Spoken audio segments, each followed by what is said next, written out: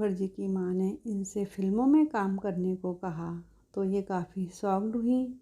रानी ने अपनी माँ से कहा, आर यू सीरियस या आर यू मैड? दरअसल रानी को लगता था कि फिल्मों में हीरोइन तो वो लड़कियां बनती हैं जो खूब गोरी चिट्टी हों, जिनकी अच्छी खासी हाइट और जिनकी आवाज़ बहुत प्यारी हो। रानी को इनमें से कोई भी खूबी अपने अंदर नज़र नहीं आती थी। उनका रंग सांवला था, हाइट भी बहुत कम थी और अपनी आवाज़ तो उन्हें ज़रा भी पसंद नहीं आती थी।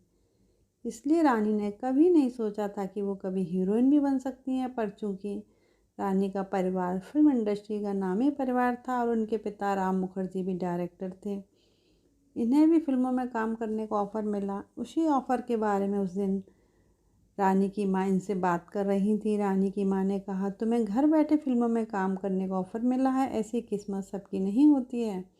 लेकिन अगर तुम्हें नहीं पसंद तो ठीक है, तुम मत करो फिल्मों में काम, पढ़ाई करो। बकौल रानी, उन दिनों उनका परिवार आर्थिक मोर्चे पर काफ़ी चुनौतियों का सामना कर रहा था। उस वक्त रानी इंटीरियर डिज़ाइनर बनना चाहती थी, लेकिन पैसों की तंगी की वजह से वो उस कोर्स में दाखिला नहीं ले सकी। रानी ने सोचा कि जब मैं इंटीरियर डिज़ाइनिंग का कोर्स कर ही नहीं सकती तो एक दफ़ा फिल्मों में किस्मत आजमाने में क्या बुराई है। रानी की उम्र उस वक्त 15-16 साल ही रही होगी। रानी ने फैसला किया, एक दफ़ा तो मैं फिल्मों में सफलता हासिल करने की कोशिश करके देखेंगे ही। रानी ने पहली दफ़ा बंगाली फिल्म वीरफुल में अभिनय किया था। ये फिल्म उनके पिता राम मुखर्जी ने ही डायरेक्ट की थी। एक इंटरव्यू में रानी बताती कि उन्होंने पहली दफ़ा स्क्रीन टेस्ट राजा की आएगी बारात फिल्म के लिए दिया था और अपने स्क्रीन टेस्ट से वो बहुत नाखुश थी। उनका भाई भी बहुत दुखी था। भाई ने माँ से कहा कि मैं अपने दोस्तों से कैसे कहूँगा कि मेरी बहन एक्ट्रेस है, ये तो बहुत बुरी दिख रही है।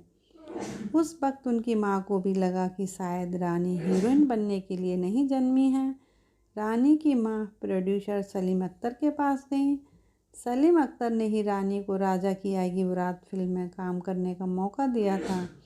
रानी के पिता सलीम अख्तर के दोस्त थे। स्क्रीन टेस्ट के बाद रानी की माँ ने उनसे कहा कि आपने मेरी बेटी को फिल्म ऑफ़र की, उसका बहुत धन्यवाद, लेकिन आपको कोई और हीरोइन लेनी चाहिए वरना आपकी फ़िल्म फ्लॉप हो जाएगी। सलीम अख्तर ने उनसे कुछ नहीं कहा, बस मुस्कुरा कर रह गए।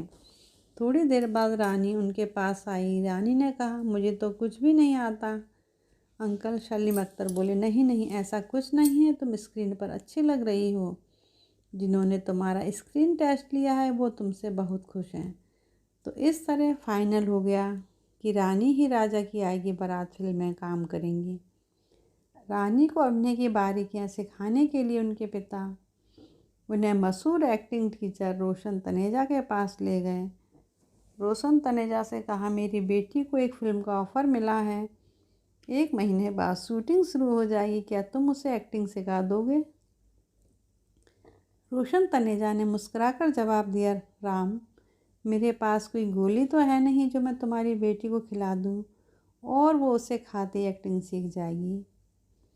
ये तो उसे खुद ही सीखनी होगी। अपने लिए उसे खुद ही मेहनत करना सीखना होगा, तभी वो कुछ कर पाएगी। रानी ने खुद पर काफ़ी मेहनत की। रोशन तनेजा से टिप्स पर जमकर काम किया। राजा की आएगी बारात बॉक्स ऑफिस पर एवरेज परफॉर्म करके गई, लेकिन रानी को इस फिल्म से बढ़िया पहचान मिल गई। मगर उनकी अगली फिल्म गुलाम ने बढ़िया प्रदर्शन किया। उसके बाद आई कुछ कुछ होता है में रानी मुखर्जी ने एक छोटा सा रोल निभाया था, लेकिन इस फिल्म की ज़बरदस्त सफलता से रानी को भी बहुत फ़ायदा मिला। 21 मार्च 1978 को मुंबई में रानी का जन्म हुआ था। धन्यवाद।